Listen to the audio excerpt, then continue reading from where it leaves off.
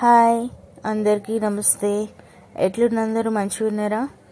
ఇవాళ మా అత్తమ్మ వినాయక చవితి స్పెషల్ పాశం చేస్తుంది. కొంతమంది పాల తాలికలు అని కూడా అంటారు. దీనికోసం ముందు గోధుమ పిండి తీసుకొని ఒక ముద్ద లెక్క కలుపుకొని చపాతీ పిండిని మంచిగా కలిపేసుకొని దాంట్లో సేమియా లెక్క చేసుకోవాలి. సన్న సన్నగా చేసి ఒక 3-4 గంటలు ఫ్యాన్ కింద ఆరబెడితే సరిపోతుంది. అదే రోజు చేసుకోవాలంటే ఫ్యాన్ కింద ఆరబెట్టేసుకుని ఆరిపోతాయి మంచిగా. కొంతమంది ఇట్లా బయట ఒక 2 days ఆరబెట్టుకొని కూడా చేసుకుంటారు. అంత అవసరం లేదు. ఇప్పుడు దీనికి స్టార్ట్ చేయడానికి ఫస్ట్ బెల్లం, ఒక ½ కిలో బెల్లం తీసుకొని ఒక లీటర్ నీళ్ళు పోసింది. ఇప్పుడు దీన్ని బెల్లం కరిగేదాకా కరిగించుకోవాలి. అంటే పాకంలాగా కాకుండా పానకంలాగా వచ్చేలాగా అన్నమాట. దీనికోసము బెల్లం కూడా తెల్ల బెల్లం తీసుకుంటే కలర్ మంచిగా వస్తుంది. నల్లగా ఉంటే కొంచెం కలర్ చేంజ్ అయిపోతుంది అన్నమాట. ఇట్లా తెల్లగా ఉండే బెల్లం తీసుకోవాలి. ఇప్పుడు నెక్స్ట్ ఇట్లా గసాలు కొన్ని అండ్ నెయ్యి, కాజు, బాదం, ఎండు కొబ్బరి, పిస్తా, ఎండు కొబ్బరి చిన్న చిన్న పీసెస్ కట్ చేసింది. బెల్లం కరిగిందో లేదో చూద్దాం. చూసిరు కదా, ఇట్లా పానకం లాగా అయిపోయింది. ఇప్పుడు ఇది కొంచెం కొంచెం కరగాలి బెల్లము. ఇప్పుడు ప్రాసెస్ స్టార్ట్ చేసుకుందాము.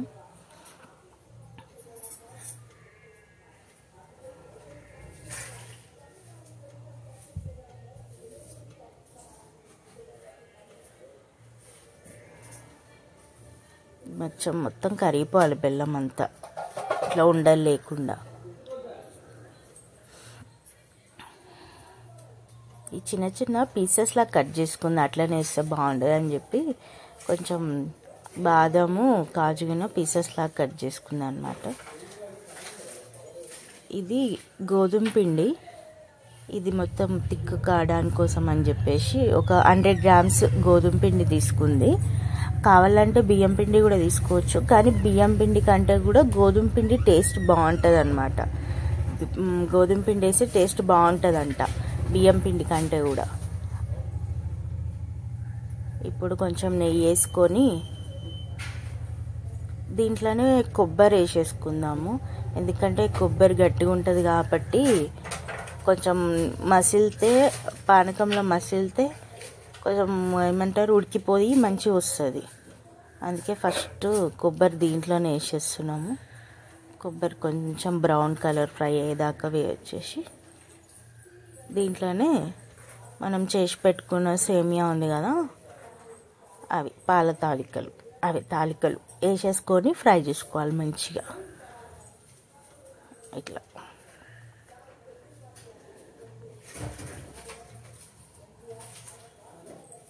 మంచిగా నెయ్యిలో ఫ్రై చేసుకుంటే మంచి టేస్ట్ వస్తుంది. మాడకుండా చూసుకోవాలి. ఏది కూడా మాడిపోతే ఆ స్మెల్ వేరే వస్తుంది కదా. సిమ్లో పెట్టుకొని చేసుకుంటే మంచిగా ఉంటుంది.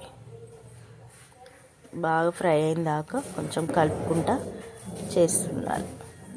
ఇది బాగా ఫ్రై అయిపోయాక ఇప్పుడు మనం బెల్లం పాకం పట్టుకున్నాం కదా, అది దీంట్లో పోసేసుకోవాలి.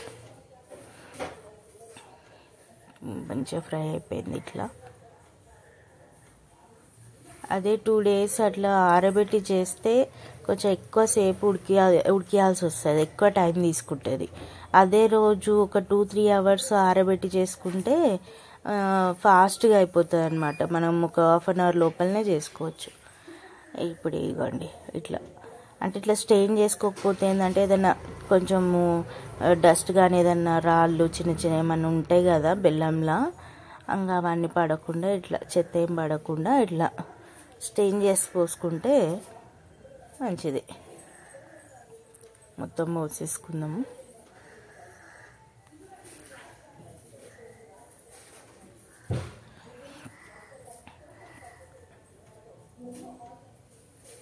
ఇది కొంచెం ఉడికేదాకా వదిలేసేయాలి, ఒక 10 minutes అట్లా.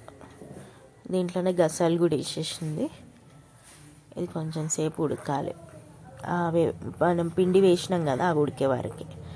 ఇప్పుడు ఇంకొక చిన్న బౌల్లో నెయ్యి తీసుకుంది, దీన్ని కాజు బాదం గిన కట్ చేసి పెట్టుకున్నాం కదా, అది ఫ్రై చేసేసుకోవాలి. మంచిగా కొంచెం అటు ఇటు ఫ్రై చేసేసుకోవాలి లైట్గా, మరీ ఎక్కువ మాడకుండా లైట్గా ఫ్రై చేసుకోవాలి. వాయిస్ని ఇగ్నోర్ చేయండి, కొంచెం సర్ది అయింది, అందుకే బేస్ వాయిస్ లాగా వస్తుంది. ఆల్రెడీ బేస్ వాయిసే నాది, మళ్ళీ ఇంకొంచెం బేస్ వాయిస్ లాగా వస్తుంది. ఇగ్నోర్ చేసేసేయండి, పట్టించుకోకండి. కొంచెం లైట్గా ఫ్రై చేసుకుంటే సరిపోతుంది. ఇది ఇట్లా మసులుతుంది కదా. ఇప్పుడు మనం ముందే కొంచెం గోధుమ పిండి తీసి పెట్టుకున్నాం కదా, దాన్ని వాటర్ వేసుకొని స్మూత్గా కలుపుకోవాలన్నమాట. ఉండలు లేకుండా ఇట్లా చిన్న చిన్న ముద్దల్లాగా ఉండిపోకుండా స్మూత్గా కలిపేసుకోవాలి. దోశపిండి లెక్క స్మూత్గా కలిపేసుకొని అది మనం ఈ పాశంలో కలిపేసుకోవాలి. థిక్గా అయిపోతుంది అన్నమాట. అట్లా మంచిగా నీళ్ళు పోసుకుంటా మెల్లమెల్లగా, ఏ చిన్న చిన్న ఉండలు ఏం లేకుండా మంచిగా స్మూత్గా అయిపోవాలి. అది అట్లా కలిపేసుకోవాలి మంచిగా. ఇదిగోండి ఇట్లా స్మూత్గా అయిపోయింది. ఇప్పుడు దీన్ని మనము పాశంలో పోసేసుకుందాం, థిక్గా అయిపోతుంది. ఇది పోసేసి ఒక 10 minutes ఉంచితే చాలు, రెడీ అయిపోతుంది. ఎక్కువ టైం కూడా పట్టదు అప్పుడప్పుడు చేసుకుంటే. ఇదిగోండి ఉడికిపోయినాయి మంచిగా. ఇట్లా అదే రోజు 2-3 hours ఆరబెట్టుకొని చేసుకుంటే ఇట్లా తొందరగా ఉడికిపోతాయి.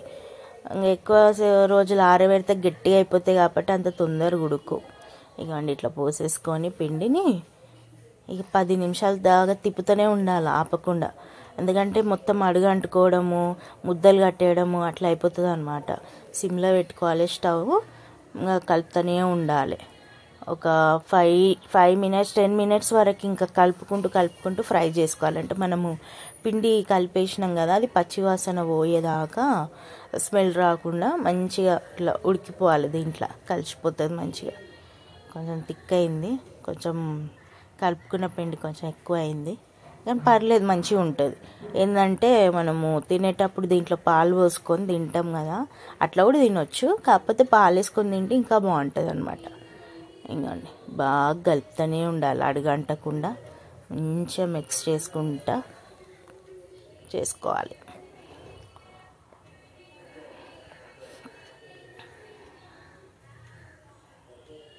ఎంత బాగా వచ్చింది కదా కలర్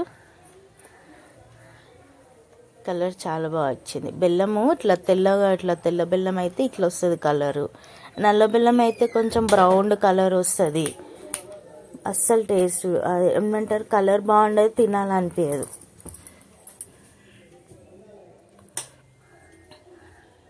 ఎంత బాగా వచ్చిందో కలరు. ఇప్పుడు ముందే ఫ్రై చేసి పెట్టుకున్న డ్రై ఫ్రూట్స్ వేసేసుకుందాం దీంట్లో. బాగా కలిపేసుకుందాం, ఇంకా ఇంతే అయిపోయినట్టే ఇదిగా. దీన్ని ఒక 2 minutes సిమ్లోనే అట్లనే వదిలేద్దాము. ఇవి కాజు ఇవి కూడా ఉన్నాయి కదా, డ్రై ఫ్రూట్స్ కూడా దీంట్లో మిక్స్ అయిపోతాయి మంచిగా. ఆ స్వీట్నెస్ అనేది దానికి కూడా పట్టేస్తుంది. ఇంతే ఇంకా పాశం వినాయక చవితి స్పెషల్ ఇది. నెయ్యి కూడా బయటికి తేలింది చూసిరా సైడ్లలో. ఇది ఇంత ఇంకా అయిపోయింది. 2 minutes తర్వాత తీసినాను చూడండి, టిక్ అయిపోయింది అండ్ అంత కలిసిపోయి నెయ్యి కూడా పైకి వచ్చింది కొంచెము. ఇంతే ఇంకా అయిపోయింది, సర్వింగ్ చేసుకోవడమే. దీన్ని తినేటప్పుడు కొన్ని పాలు పోసుకొని తింటే చాలా బాగుంటుంది. ఇంకా